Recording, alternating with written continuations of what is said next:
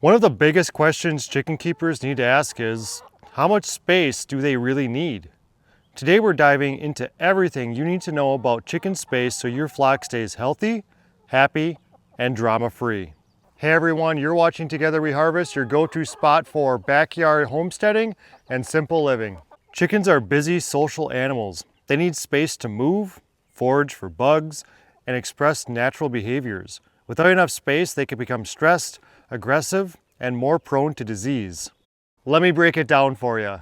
Inside your chicken coop, you're going to want about 2 to 3 square feet per chicken. That might not seem like a lot, but your chickens are only supposed to go in the coop to sleep and to lay eggs. That's it. Most of the time, chickens are out and about, scratching, drinking, eating, moseying about, foraging for bugs.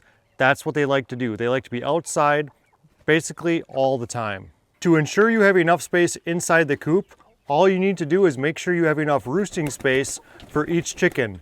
To do that, you take your hands and go like this and just count across. 1, 2, 3, 4, 5, so on and so forth. If you have enough roosting spaces for each bird to roost inside the chicken coop, your coop is probably just fine. When it comes to the nesting boxes, you need 1 nesting box for every 5 to 6 chickens. I use 2 nesting boxes for my 12 hens. They can lay eggs over here, and they can lay eggs right over here. The middle one I do block off because there's no reason for them to be using it.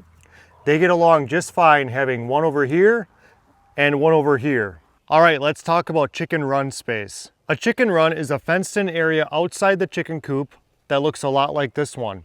It's fenced in simply because you want to contain where the chickens go because you don't want to free range them or you're not able to based on your situation. I'll explain why these chickens are here in a little bit and how it all kind of ties together in the end. The really simple rule is 10 square feet per chicken in your chicken run, which is super easy to do. So if you can do more, that's even better. In this 24 by 24 foot chicken run right here, you've got 576 square feet. And that means each one of these hens right here ends up getting 48 square feet each, which is pretty good considering your goal is to have 10 square feet or more. Let's say you live in town and you have 4 hens because that's all the city allows you to have, which is pretty common around here. That means you can have a 4 foot wide by 10 foot long chicken run outside of your chicken coop and the chickens will be just fine. Most people in their yard have a 4 by 10 foot space where they can put chickens. These chickens over here are just a couple of months old. I just brought them outside from their brooder a couple of weeks ago. And eventually this flock and this flock will be joined together once these ones get more mature. Inside this chicken run right here, I'm pretty sure I've got around 40 birds. So when you combine this flock with that flock, we're looking at 52 birds total.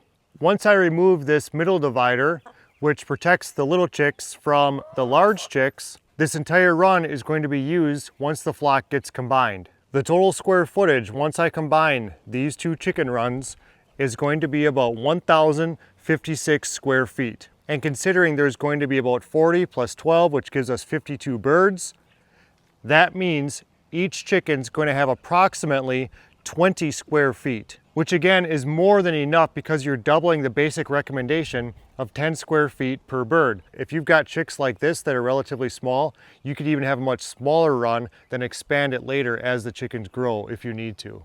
Now that we've got the math out of the way, let's talk about things that you can do to make sure your run is safer and better for your chickens. I would highly recommend you use strong fencing rather than chicken wire. The fencing we use is called field fencing. It's 5 feet tall. It comes in 2-inch by 4-inch mesh. It's much stronger than chicken wire. It's much easier to deal with than hardware cloth.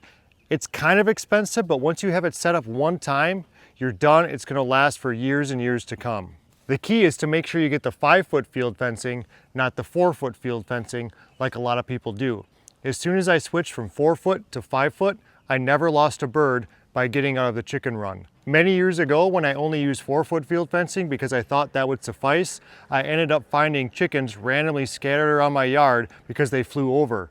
Going from that 4-foot to 5-foot makes a huge difference. We have hawks, eagles, and owls all over where I live. We've got a river right down over there. It attracts lots of different animals, and you may need to have some kind of netting over top of your chicken run. Luckily, we've never lost a chicken over the years of doing this, of hundreds of chickens, to any aerial predators. You can call it luck, I'm not quite sure, but for some reason, we don't need to do that. But if you're in fear of aerial predators or have experienced loss from an eagle or a hawk or something, you may want to put a net across your field fencing from one side to the other. Another thing I would recommend is adding some things to your chicken run. That could be a dust bathing area or a simple log like this for the chickens to perch on. They use this all the time. They love sitting up here. Chickens love getting off the ground to perch when they're not foraging. And so having something like this does make a big difference. It gives them something to do. And when they don't want to perch outside in the sun, I did put this board here so that they could perch underneath this lean-to structure. It also gives them an opportunity to perch outside and still get out of the rain or the snow. Since the chicken coop is really just to give them a place to lay their eggs and to sleep at night, other than the obvious reason to protect them from predators, you want to give them an opportunity to be outside without being in the inclement weather. That could be rain or snow or whatever. So I designed this chicken coop with a lean-to with a metal roof, so it's pretty sturdy, that can withstand loads of snow and obviously can withstand rain. So when I come out here and it's raining, chickens still have a place to go and they're not stuck inside the chicken coop all day if it's raining a lot. It also protects them from the really hot days when they need to get out of the sun. Here are a few mistakes to avoid. Mistake number one is no deep bedding. If you're putting the chickens right on the ground or right on your grass that will eventually turn to dirt, they're eventually going to smell unless you use something that's going to absorb the manure, like leaves, straw, hay, wood chips, dried grass. We kind of use a combination of all those things here. As you can see, what they're doing is they are scratching around. They're actually doing this right now and creating compost.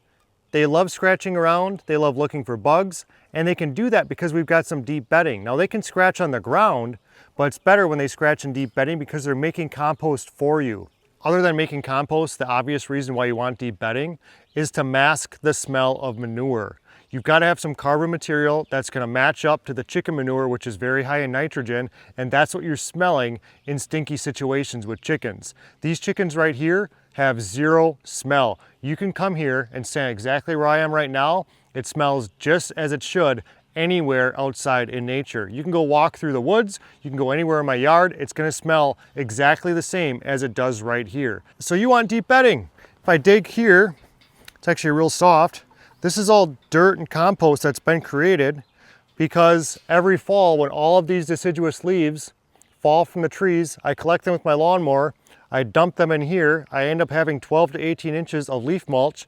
The chickens work on it, it eventually becomes deep bedding. It masks the smell, it creates compost, and that compost goes directly into the garden right over here.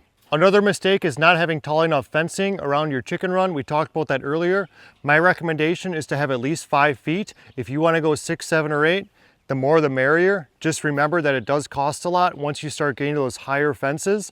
For me, 5 really works. The next mistake is not having your chickens close enough to your garden. If you're like me and you have a garden, and you also have chickens or would like to have chickens, I strongly recommend putting them right next to each other. This method of chicken raising is called permaculture chicken. Chickens feed the garden with compost, garden feeds the chickens with garden scraps, weeds, or your harvest at the end of the season by throwing the plant in here. I don't have a lot of weeds in my garden, but I have a couple, nothing substantial. So if I just throw these into the chicken run, they go nuts. They love eating things from the garden. Whether it's a lot of nutrition, doesn't really matter. They're a good recycler, then ends up being compost that goes back in. Check this out.